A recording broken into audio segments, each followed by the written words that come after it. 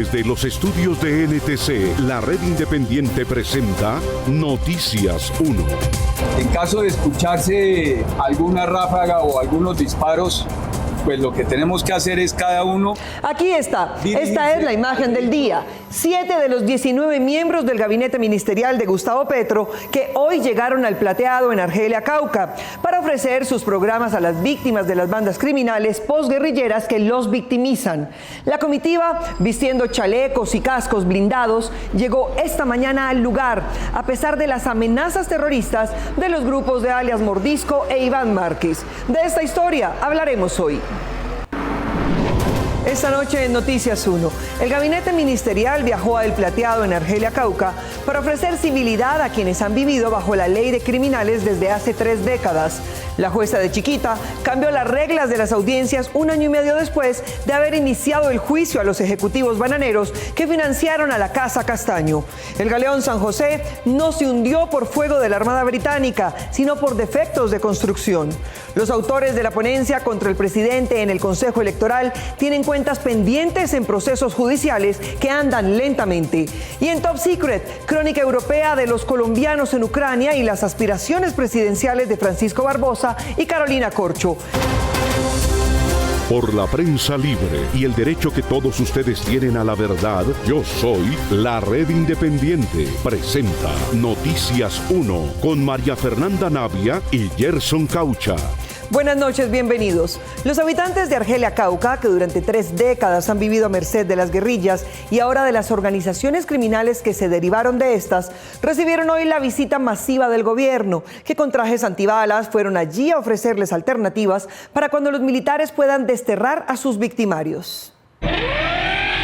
Cuando las fuerzas militares confirmaron que se había cumplido la primera fase de la operación en el corregimiento El Plateado, que incluía el despliegue de un escudo de protección de la población civil que ha estado sometida por las organizaciones criminales de alias Iván Mordisco y de su banda contrincante, la de alias Iván Márquez, 16 funcionarios de alto nivel del gobierno, escoltados por la cúpula militar, llegaron a El Plateado.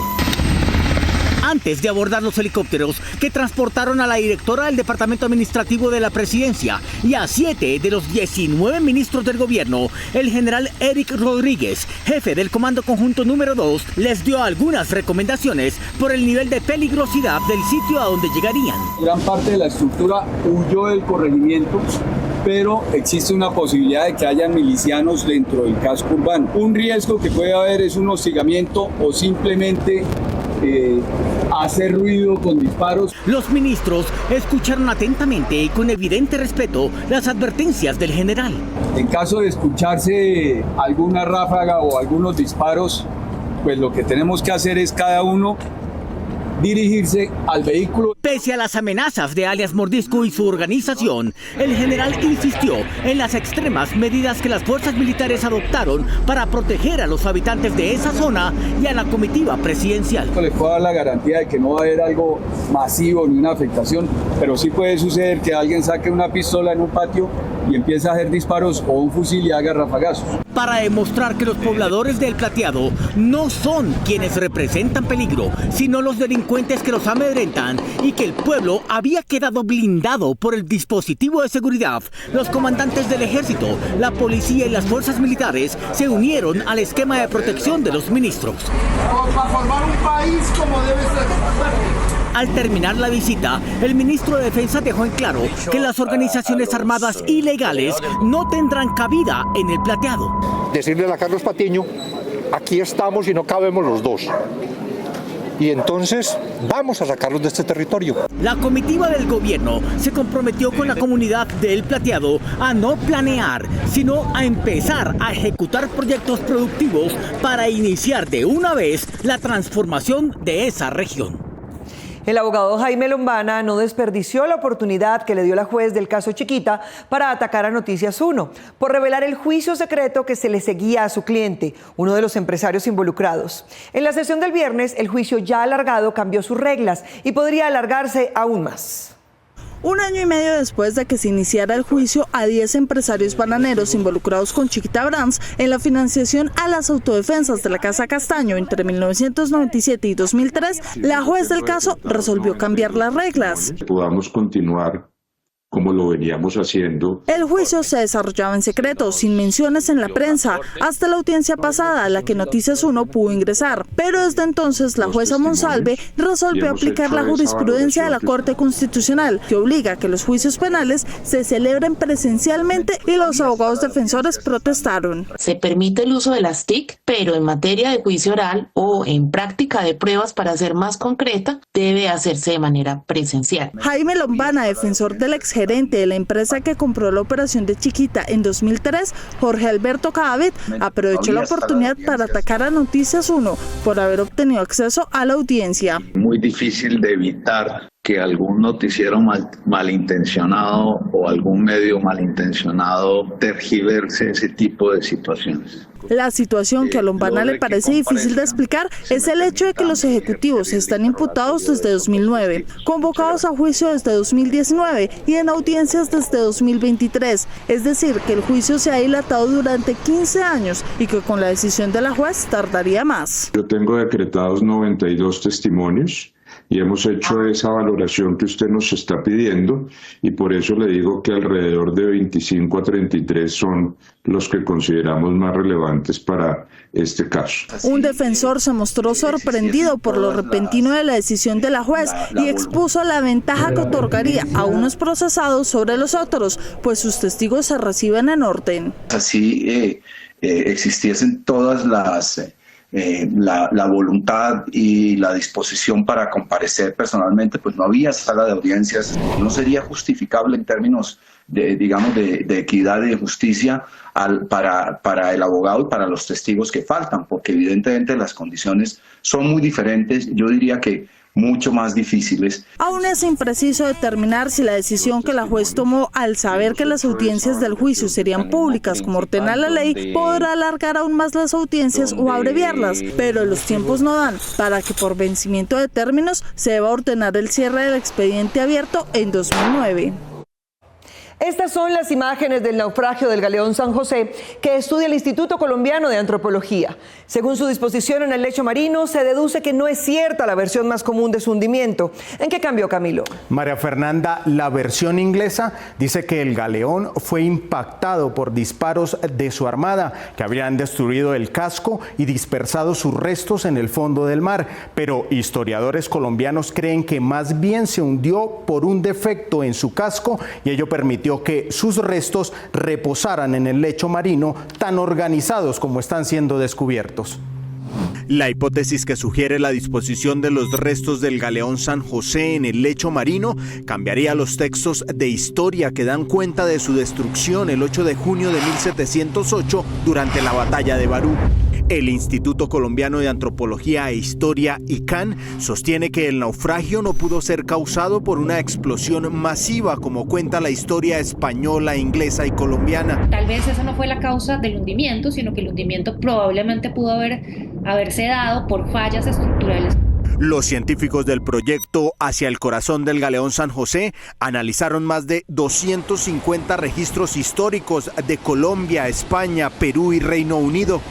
Para el investigador Antonio Jaramillo, desde el siglo XVIII han coexistido dos narrativas opuestas, la versión inglesa sobre la explosión del galeón y algunas españolas que sugieren problemas estructurales como causa del naufragio. Pedro García Sarta, que era el capitán de mar y guerra del galeón San Joaquín, la nave gemela del San José, habla de una mala reparación de la nave capitana del San José, y que debido a eso y en la refriega el barco se desestructura y se hunde. Además de que los descubrimientos arqueológicos recientes apoyan la suposición de un hundimiento por fallas estructurales, pues así se ve la embarcación en el lecho marino, tal como lo demostró el Ministerio de Cultura en 2018 con las primeras imágenes del galeón hundido. Es que la evidencia arqueológica lo que dice es que el galeón efectivamente no está disperso en una área gigante como debería ser si efectivamente la hipótesis de la gran explosión hubiera sido así, sino que está distribuido en un área no tan grande, no tan grande. Y eso lo que nos ayuda es a confirmar un poco que la hipótesis que tienen los historiadores de que la causa del hundimiento no fue una gran explosión. El hundimiento menos caótico de lo que se esperaba hizo que los objetos que contenía se depositaran en un área menor y permite mejores análisis de lo que fue su momento histórico. La zona arqueológica del naufragio del Galeón San José se encuentran tazas chinas que llegaron vía Perú, que llegaron después a Portobelo, después se subieron al Galeón San José. Entonces eso nos está hablando que, a diferencia de lo que dice la historia tradicional, que América fue simplemente una colonia, como Cartagena, fue un puerto realmente global en donde confluían personas, objetos y conocimientos de todas partes del mundo. El ICANN y el Ministerio de Cultura buscan documentar cada objeto del naufragio en el sitio en el que hoy se encuentran antes de proceder a su remoción y disposición en un museo.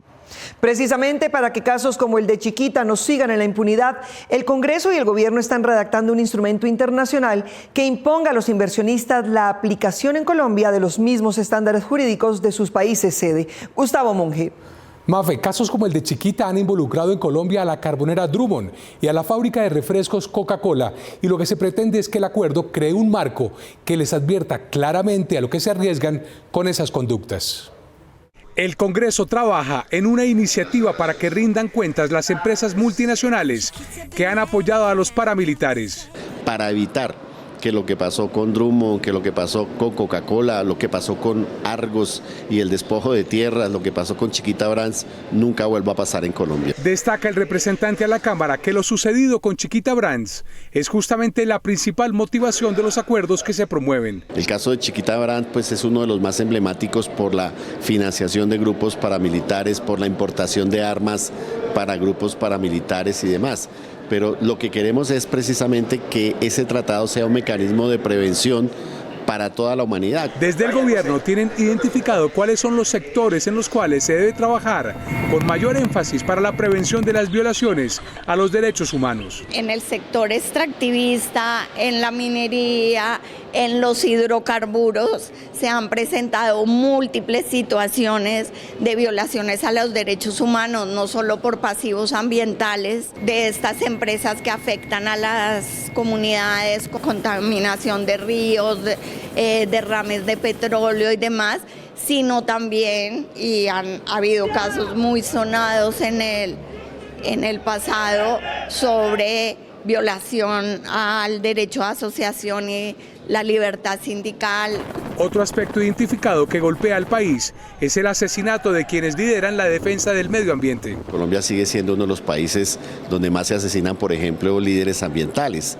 Y eso tiene que ver con una historia de convenios de la fuerza pública con empresas multinacionales para proteger sus actividades y demás. Colombia y los países en vías de desarrollo pretenden que la aplicación del acuerdo comprometa a los países industrializados a que implementen en los países que reciben sus inversiones los mismos estándares judiciales que aplican en sus territorios. Aunque las organizaciones de derechos humanos admiten que este gobierno ha promovido avances en su materia, son conscientes de que los mismos no se han visto expresados en menos víctimas. Por el contrario, ven que aumentan las violaciones en las regiones. Más de 500 organizaciones sociales agrupadas en la Plataforma Colombiana de Derechos Humanos expresaron su preocupación por el deterioro de la situación de los defensores de derechos humanos durante la presidencia de Gustavo Petro.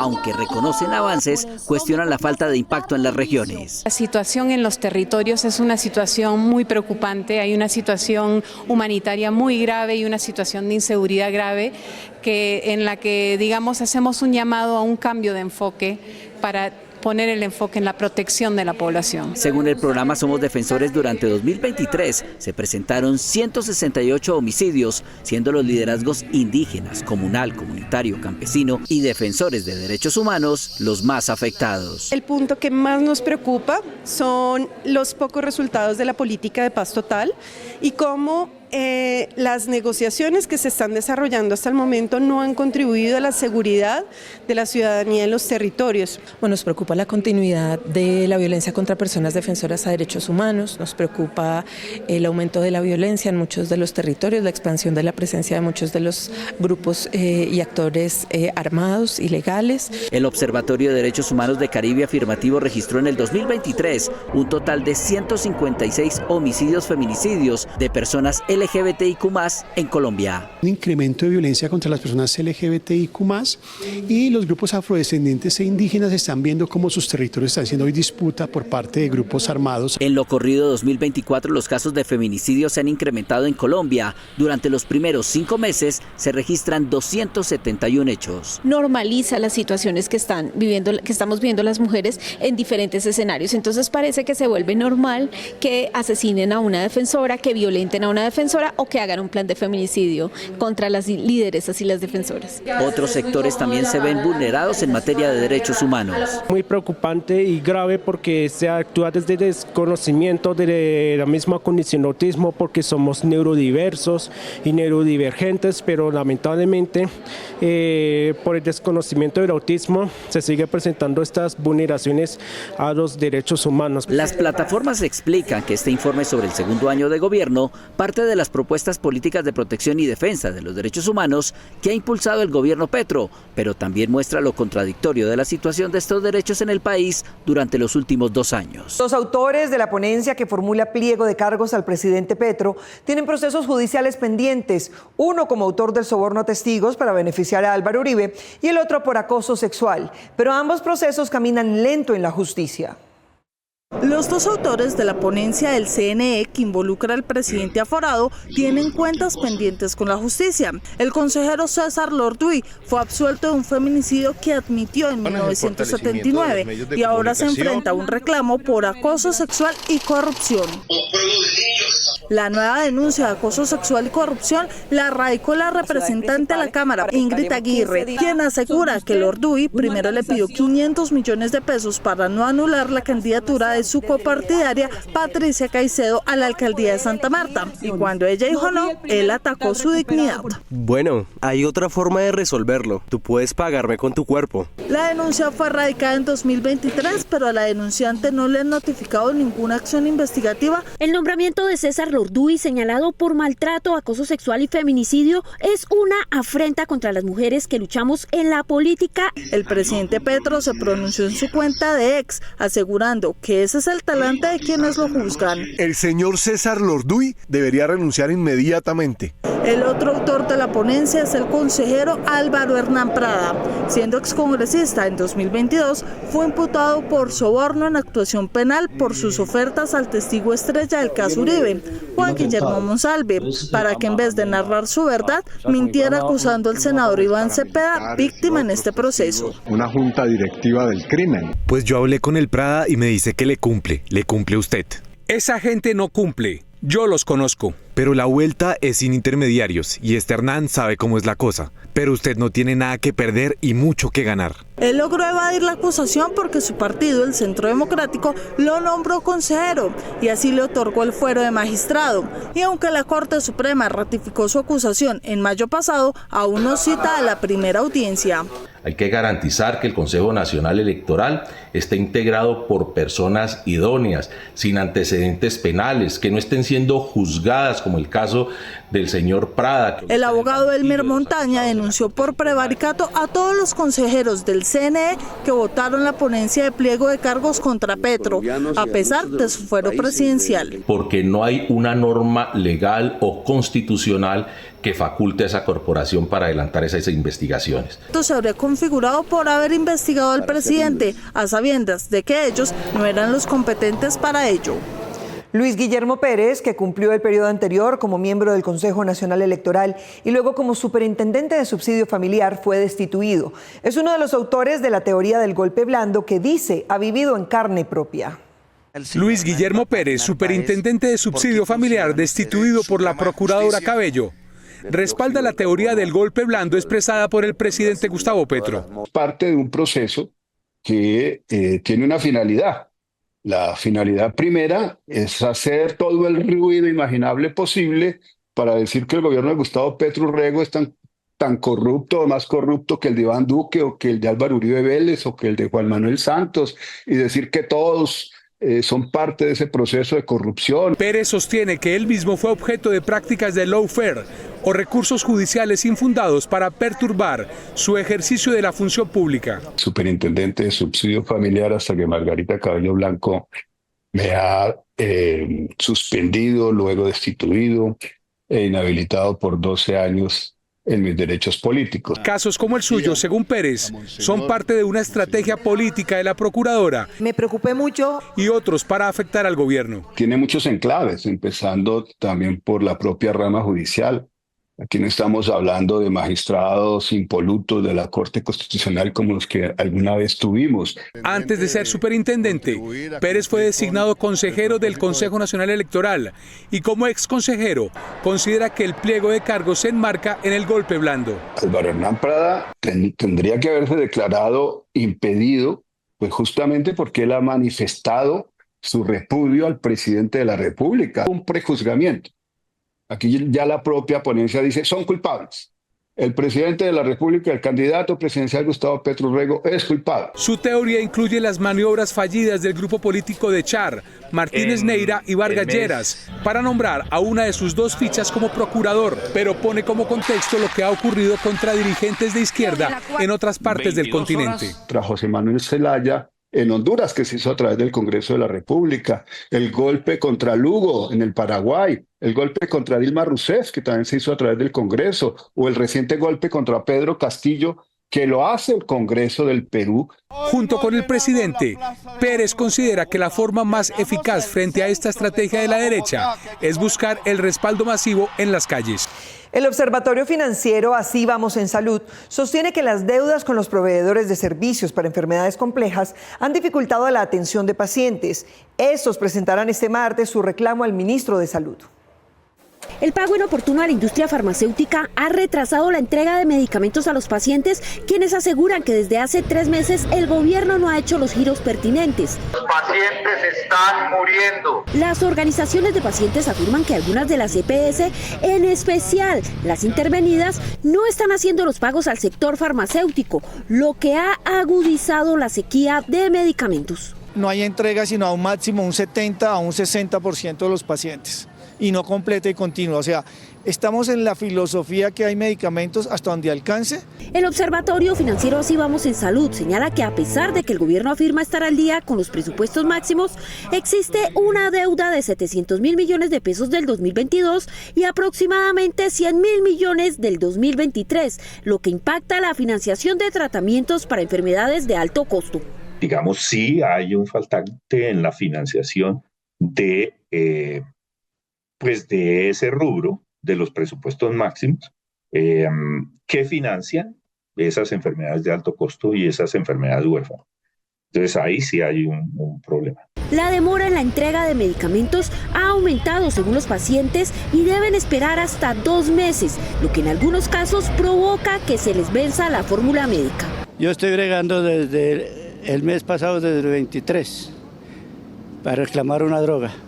Me dieron la mitad. A mamá le hicieron una cirugía de corazón abierto y llevo ya con esta la 6ª vez que vengo porque siempre me devuelven. Y vengo a reclamar el medicamento y me dicen que vaya otra vez, busque el médico para que la reformule porque ese medicamento no lo hay. Para los usuarios de la nueva EPS, el panorama es más desalentador. El cuento es que la nueva EPS no le ha pagado a Cafán y que por eso ellos no pueden responder por los medicamentos de las personas. Está en riesgo la vida de mi esposa ahí. Eso ha sido un tormento, acá es una grosería. Según los usuarios de esta EPS intervenida, ni las quejas ante la Superintendencia de Salud funcionan. El superintendente pues solo se ve en los TikTok y cuando se presenta en farmacias. Él soluciona lo del momento donde se presenta, pero el resto de pacientes que están falleciendo o están enfermos graves por falta de los medicamentos que... Este martes las agremiaciones de pacientes se reunirán con el ministro de Salud, Guillermo Jaramillo. Bogotá fue incluida en el top 10 de lo mejor de los mejores destinos turísticos del mundo, según la plataforma TripAdvisor, lo que indican los indicadores. La agencia de consejería y viajes TripAdvisor le otorgó el premio Lo Mejor de lo Mejor a los 25 destinos preferidos de sus usuarios en 2024. Sus usuarios escogieron a Tokio como el mejor de los destinos, a la bahía de Halong, Vietnam, en el tercer lugar, a la isla de Palawan, Filipinas, en el cuarto, a Sapa, en las montañas de Vietnam, le dio el quinto puesto y el sexto a Bogotá, en la cumbre de los Andes. Esto indica que los turistas no necesitan bañarse a diario a 2.600 metros más cerca de las estrellas. Esto es lo que indican los indicadores. Los sistemas de pago electrónico ya no serán específicos de un banco.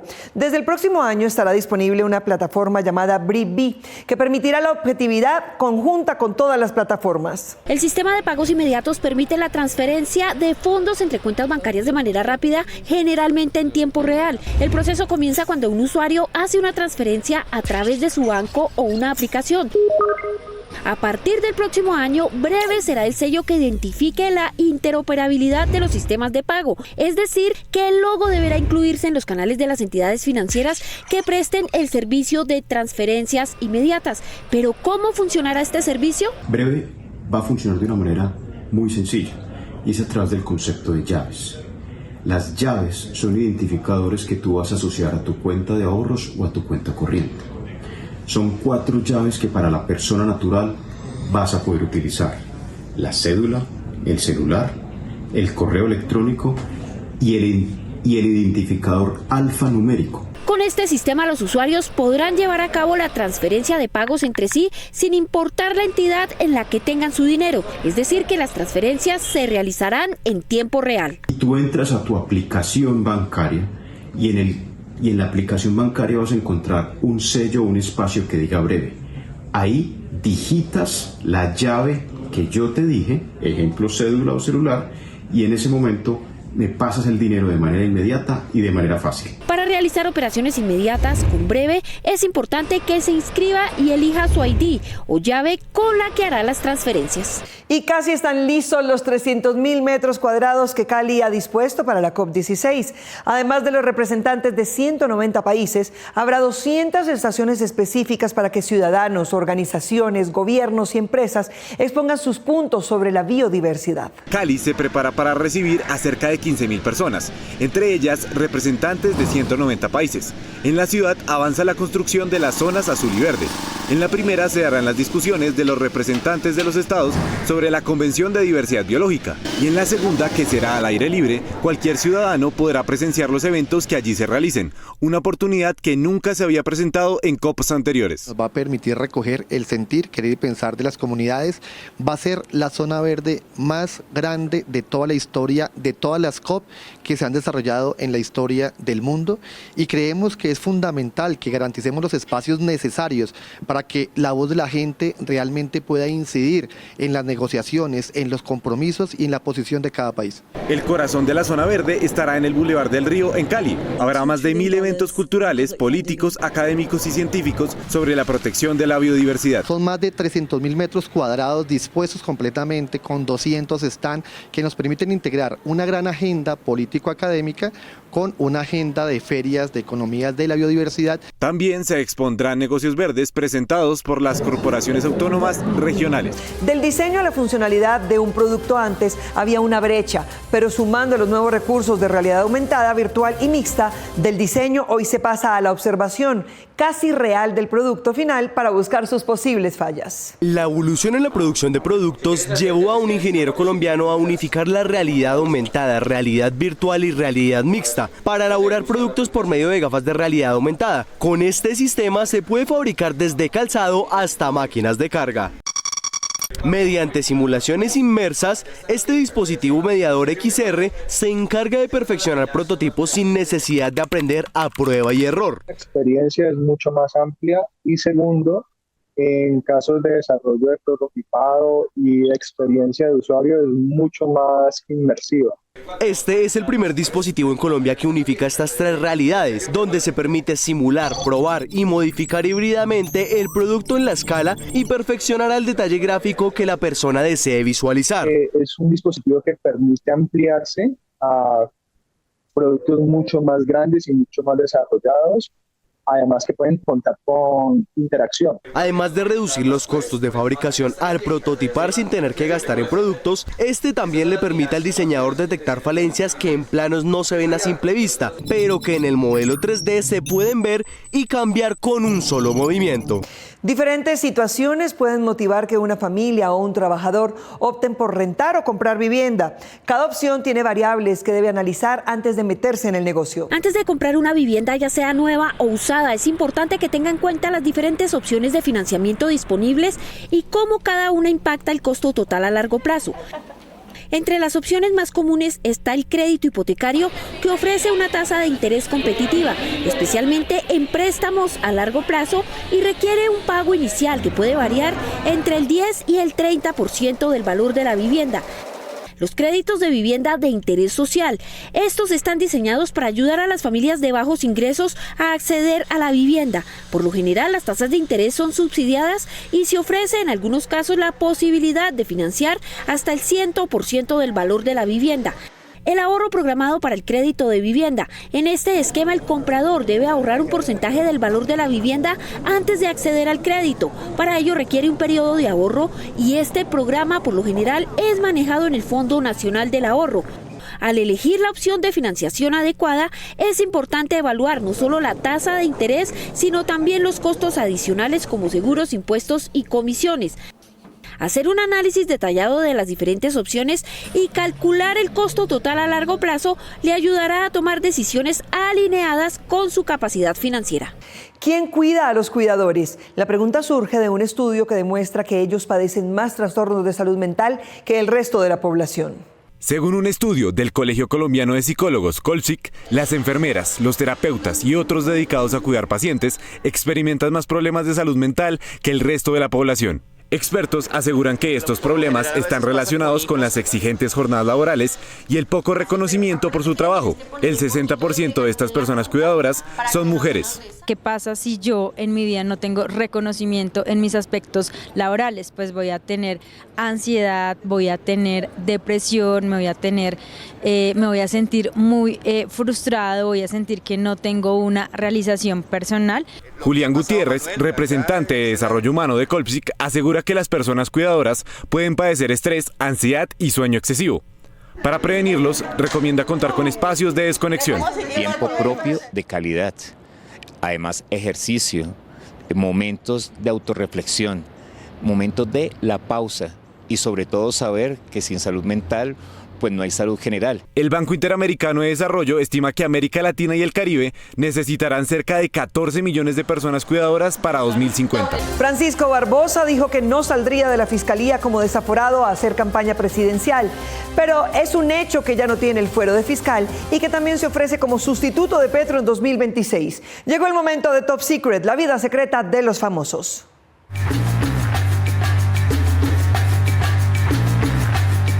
Despidiéndose de su gestión en la Fiscalía en febrero pasado, Francisco Barbosa dio por concluida su carrera política y desmintió los rumores de su campaña presidencial. Es suficiente 4 años de fiscal general de la Nación, año y 8 meses de consejero presidencial como para salir como un desaforado a pensar que voy a iniciar una campaña presidencial. Al salir de la Fiscalía, quedó desaforado, es decir, sin el blindaje judicial de su anterior cargo, y en campaña desde julio pasado, es decir, tal como lo pronosticó, al contrario, está desaforado en campaña. Aquí lo que hay que hacer es, de cara a las elecciones de marzo del 2026, tener un candidato que represente el centro y poder enfrentar tanto a la extrema derecha como a la extrema izquierda. Es decir, un candidato que no permita que la justicia se ponga a los intereses de cualquiera de los extremos políticos. Yo recojo en eso la idea del presidente Gaviria, también del Partido Liberal. Y hoy volvió a la red social X para agradecer su diálogo con el blog de una ex reina de Valledupar y para trinar un video con lo que Petro debe hacer para entregarle el poder. En este año y 8 meses que les queda, gerenciar los diferentes sectores y por favor no entregarnos un país en el 2026 sin luz, sin agua, sin infraestructura, sin salud. El centro político del país está reflexionando sobre sus consejos políticos. El Partido Liberal hace parte de la estrategia de Francisco Barbosa con la opción que él llama de centro, pero también hace parte de los cálculos de la izquierda, que este viernes explicó la exministra Carolina Corcho en la Universidad del Valle. Debe haber una consulta abierta donde se defina el candidato o candidata única del progresismo, que tendrá que medirse bajo un acuerdo programático con el candidato o candidata del liberalismo y el centro, para hacer una coalición que derrote a la derecha, a la extrema derecha, y continúe el cambio en Colombia. El liberalismo es entonces una fuerza que jugará en lo que Barbosa interpreta como el centro y lo que Carolina Corcho interpreta como la centroizquierda. Estas imágenes corresponden al escape de un grupo de colombianos que cavaba trincheras en Zaporizhia, Ucrania, invadida por Rusia, cuando fueron alertados por el vuelo de un dron ruso. Hace parte de un reportaje publicado por el periodista David Kirechenko, que bajo el título Libertad o Muerte en español, se publicó la semana pasada en el portal de la Asociación de Prensa Centroeuropea.